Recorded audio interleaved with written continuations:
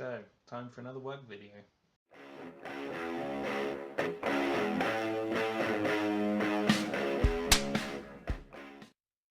Depending how I upload these videos, you've either caught a glimpse of my latest leather achievements or not.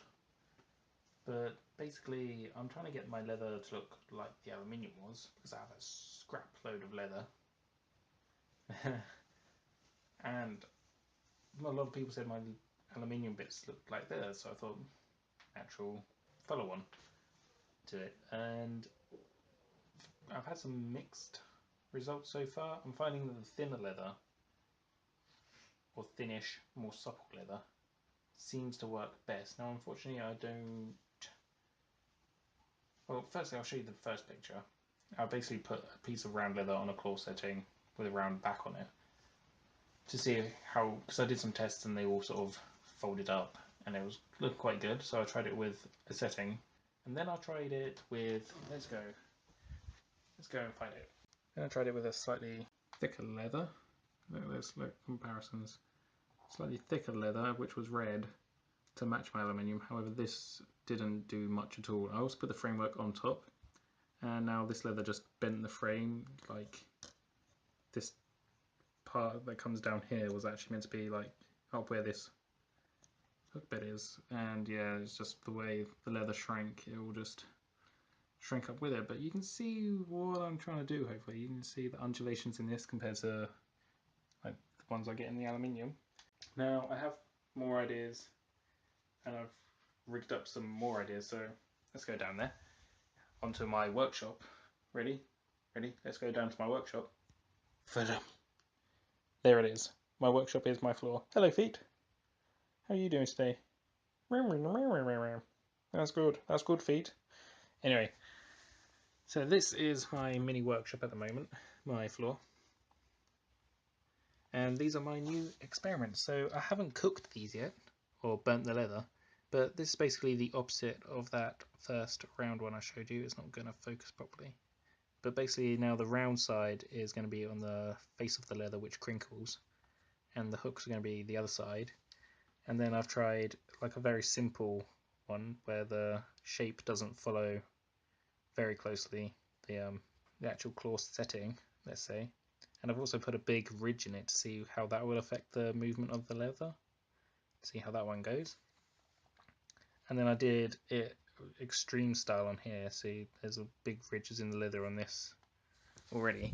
So hopefully you can really tell what I'm doing here. See, I'm trying to get those undulations in there before I burn the leather, rather than relying solely on the leather doing it itself. So hopefully these tests come out nice. Like, back to me. So yes, the tests, they're not to any specific shape at the moment, or I can't think of the word, but they're not the shapes they're going to be, if that makes sense. If this works, I'm then going to do lots of research into the shapes I want to use, or the shapes I'll end up using. I'll probably do what I do quite a lot and use photos and then edit the photos to get. Oops, sorry, just playing with something. You edit the photos to then get lines, and then use those lines to build frameworks that I then will hold the leather with, and then hopefully the leather will be a rough shape as well from these, and it will all come together. I'm making it from whatever scrap I have at the moment, so I think I've used nickel wire, and I think this is brass at the moment. But if I was to make it properly, I'd use silver, just to add a bit more,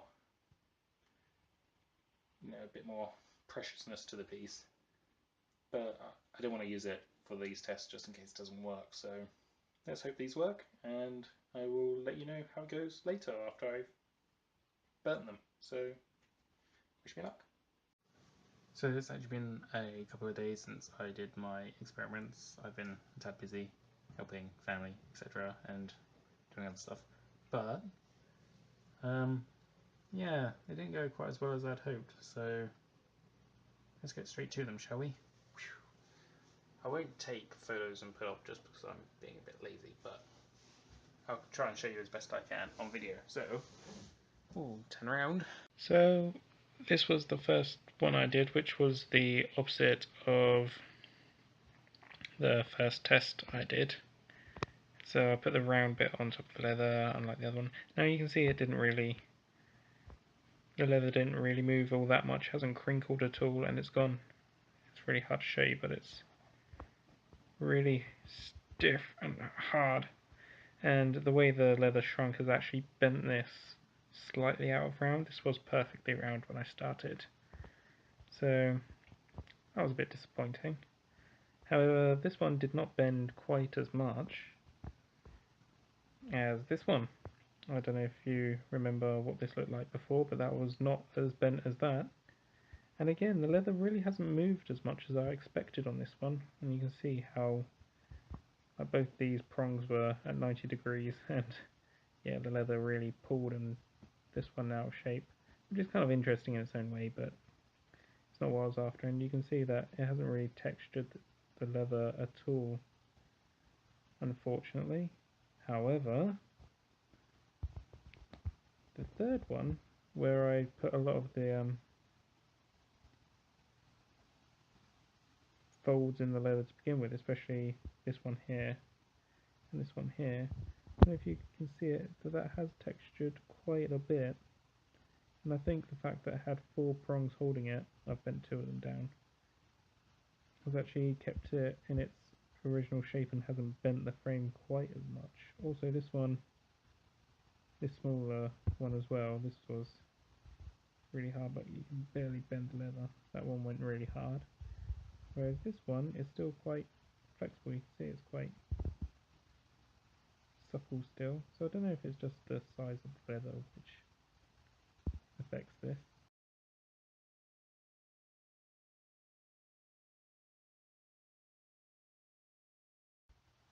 I probably need to test quite a bit more. But so I was getting closer with this one with the wrinkles and texture I'm getting. It looked a lot more like leather.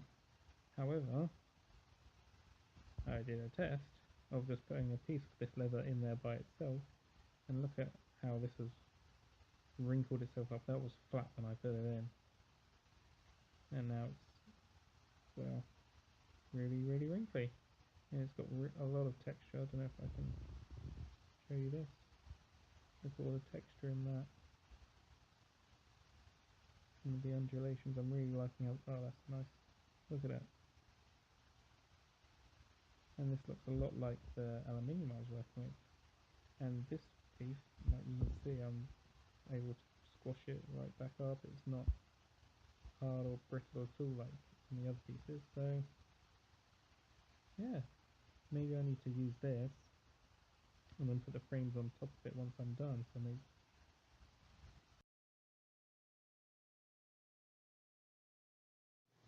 So yes, the aluminium I used to shape and then work with, because you could never really, you had some control over it but not a lot. And that's the same with this leather. Like, I can control how much it gets burnt but not the direction it's getting burnt at the moment if I just put the leather in by itself. So, and it's quite an interesting way of working. You never quite know what you're going to get. It's a challenge. So that might be quite nice to work with. So I've got plans, etc, etc. I'm going to end the video, it's getting a bit long. So tell me if you like it, any suggestions you got on how else to burn it. I've tried a blowtorch, it didn't work. Any other ways of holding the leather might be good. Just anything you've got an opinion on, let me know in the comments below, and I shall catch you next time. Sparks out.